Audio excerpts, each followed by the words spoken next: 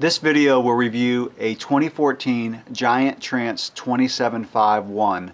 The 1 is their top-of-the-line aluminum model. I made 4 other reviews which went into more detail as I got the bike and then all the way up to 3 months of riding.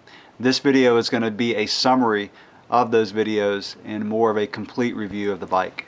I'll start with the components that this bike comes spec'd with. It comes with SLX brakes.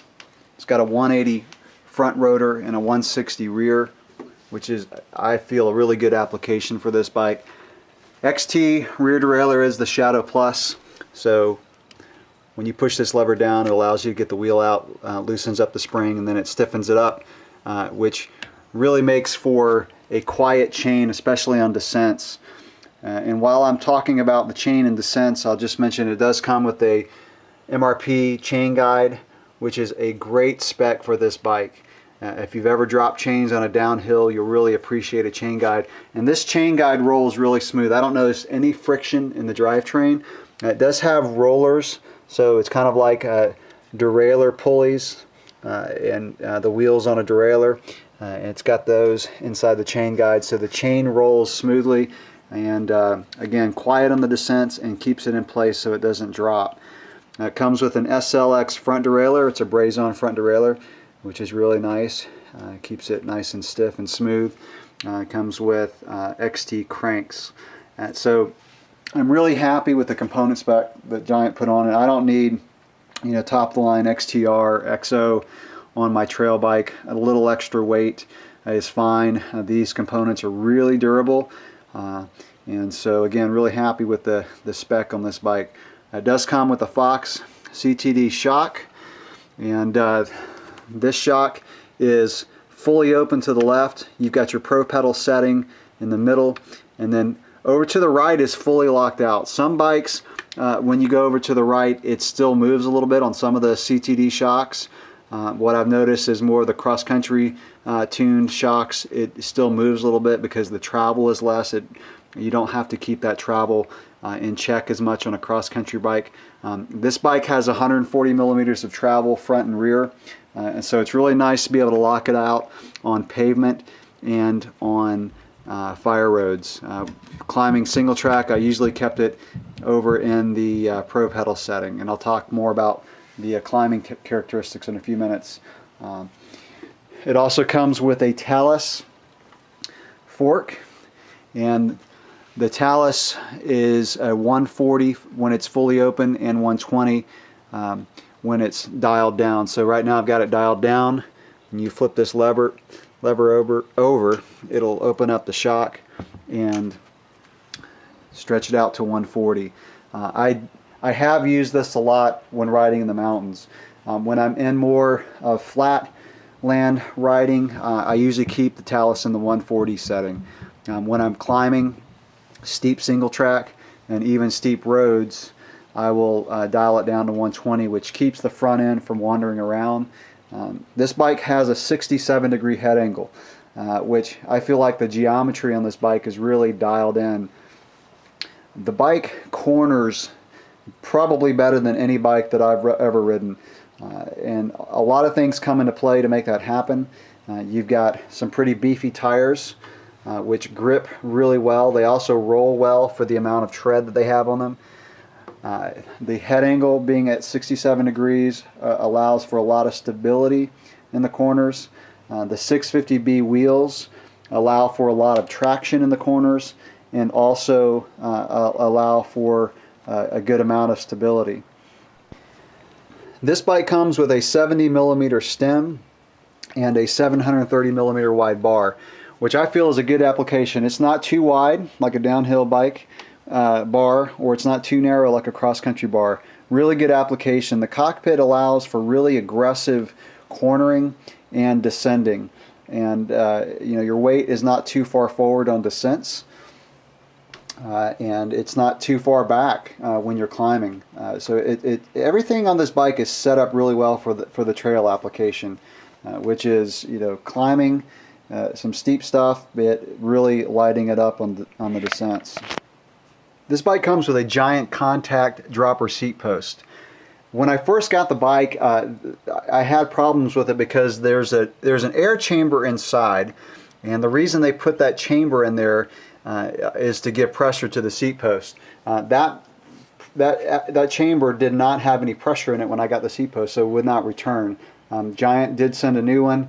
The new one is working fine. This seat post is designed so that you can run it with an internal cable routing or an external. It comes internal, which is preferred, because I had some Giant Reigns in the past that was external, and I actually had problems with the cable hitting the tire when I lowered the seat post, and that caused the cable to get shredded.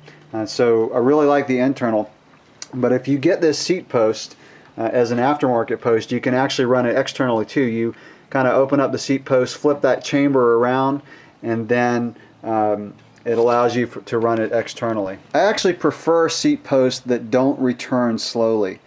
Some companies kind of boast about how their seat post will return slowly as a hydraulic post. This one, I'm going to hit the lever here and return it. You can, if you hold the lever down gradually, you can return it slowly, or if you hold the lever down all the way, it'll return quickly. I like a quick return because what I find with this seat post is I'll even use it for setting up for just one corner if I'm riding a more flat land type riding, and I'll lower it for the corner, and then as soon as I stand up to pedal, I want the seat post to come up with me. I've never had a problem with it coming up too fast and hitting my butt. It really just it works well, and I really like the seat post. There's really no side-to-side play in the seat post. I've used it for 3 months now, and it's held up really well. Again, after I got that cartridge changed out, it's worked fine. So I really like the dropper seat post. Once you start using one of these, it's hard to not use one, especially when you're in terrain where it's you've got rollers. You're going down for a little bit and then up for a little bit. And like I said, even using it just for a few corners when you want to slam a corner hard, getting your center of gravity low on corners and descents just allows you to get around corners quicker and gives you more stability. So these have really become standard on trail bikes. One of the biggest complaints that I've had with this bike is the water bottle placement. The water bottle bolts are high. This cage is one that has different bolt patterns, so you can run the cage lower, if you can see that there. So what that means is a standard water bottle cage and a standard water bottle will not fit on this bike. This particular water bottle is a little bit lower than some of the other standard water bottles, and also the cage I have put a little bit lower, so you're going to have to keep that in mind. You've got to find a cage that allows it to be dropped lower, so in other words the bolt holes are higher. Another complaint that I've had with this bike is the fact that it does not come with a 142 through axle. It's a 135 spacing. This frame is convertible to a 142. It's really easy to convert, but I don't think you can convert these hubs. So if you buy a complete bike, it's really expensive. You'd have to get a whole new wheel basically if you wanted to convert it, and of course get the axle. That being said, the rear end is still pretty stiff. I'm fairly light, about 145 pounds. I've not noticed any flex in the rear. It holds the line well going into corners, and on descents that are really chunky, I don't feel like the rear end moves around. So the Maestro suspension does keep everything stiff, but I would have liked to have seen Giant put a 142 through axle on the rear. The front end is also stiff, and part of that is due to Giant's overdrive, which if you're not familiar with it, it uses a 1.5 inch diameter steerer tube at the bottom, which is pretty standard, but at the top it's got a 1.25 inch diameter at the steerer tube. Most bikes are 1 1/8 inch tapered, so 1.5 at the bottom, 1 1/8 at the top. The 1 1/4 at the top does allow for a little bit stiffer front end. The downside is if you wanted to go with a different stem, you'd have to go with a Giant, because a standard stem would be 1 1/8, and that wouldn't fit on this bike. So you're stuck with Giant stems. Fortunately for me, I really like the stem on this bike, so I'm not changing it out. But again, the overdrive does keep the front end pretty stiff. Of course, it does have the 15 QR. Now, it comes with a 32 millimeter stanchion fork, which is good in the sense that it keeps the fork a little bit lighter. If I would have bought a fork as an aftermarket, I probably would have gone with a 34 millimeter, just since it's a trail bike. But to Giant's credit, they do offer another model of this bike, which is more geared towards downhill, which does come with a 34 millimeter stanchion fork. But that one comes with a single chain ring in the front, which I need a double. I really like having a 2x in the front. If you need to dump a bunch of gears real quick coming around a corner, you can just drop them with the front derailleur. So again, I like the component specs. I really wouldn't change it. I do have a 1x on my cross-country bike, but for trail riding, I actually prefer a 2x. Let me go into some of the riding characteristics on this bike. I live in more of a flatter land type riding, which does have a lot of rollers, but it's not like riding in the mountains. And what I found is on those trails, compared to a cross-country bike, this bike will feel a little bit sluggish. And really that's due to the heavier wheels and the heavier bike itself. This bike is a little under 30 pounds, which is respectable for a trail bike, but if you're coming off a cross-country bike, it does feel a little bit sluggish. But what I found is once I get up into the mountains, it really doesn't come into play. This bike will not just dart up a climb like a cross-country bike. So as with most trail bikes, you just got to settle in your mind that you're not going to get up a climb as fast. But this is a really steady climber. Part of that is due to the Maestro suspension. Again, running it mainly in the Pro Pedal setting when going up climbs on single track, the Maestro suspension does not move hardly at all. Even when you get out of the saddle, there's not much movement in the suspension. So you can just do a nice steady climb, absorbing roots and rocks as you're climbing, but when you don't need the suspension, it doesn't move. And Maestro is what I found probably one of my favorite virtual pivot type suspensions. It's not as stiff as a DW Link suspension. It's more plush, which I actually prefer. And so again, it is one of my favorite suspensions. And when you're coming down, this bike, it just floats on downhills. The Maestro suspension doesn't have any brake jacking. It's really fluid and plush. You're able to just fly over roots and rocks at a high speed. The Maestro suspension doesn't wander side to side, so there's no lateral movement. And so you're able to really hold a steady line coming down hills. And the bike is really steady on the descents. Again, because of the Maestro, but also the 650B wheels allow for a lot of agility on the descents. I'm able to dart around rocks and roots and trees when I need to. But the bike is also more stable than a 26er. Really, really awesome descender. This bike is made for descending, and it really comes alive on the descents. I'll point out that I really like the cable routing on this bike. It's really clean. Some of the older Giant Trances and Anthems had an external routing where it kind of came out here and jumped across and kind of moved across the shock.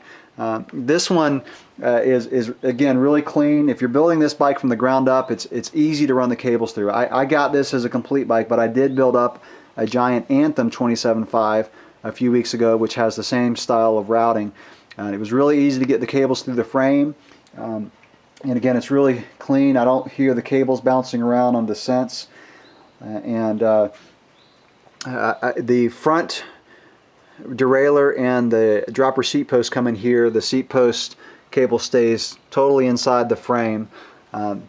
Giant did route the brake, the rear brake, inside the frame, which was nice because it does have bosses on the frame if you were running the rear brake externally, if you didn't want to cut the cable to get it through. So it does have the bosses, which is nice that they included those. Ironically though, Giant didn't route the rear derailleur through the frame, which is a lot easier to do than the rear brake. So I don't know why they did that. If you ran it through the frame, it would come out here in the back. So it's probably something that I'll do whenever I change my derailleur cable. But and it does come with a really good chainstay protector. I always go the extra mile and just take an old inner tube and wrap it up, again, just to protect the frame a little bit more. But it does come with a nice chainstay protector, which you can't see. Let me wrap up this review by talking about the 650B wheels, because they're still really coming on the scene. Giant has an ad that I saw the other day where they say that you no longer have to choose between speed and agility. I'm not one that really gets into marketing hype, because a lot of it is like I said, it's hype.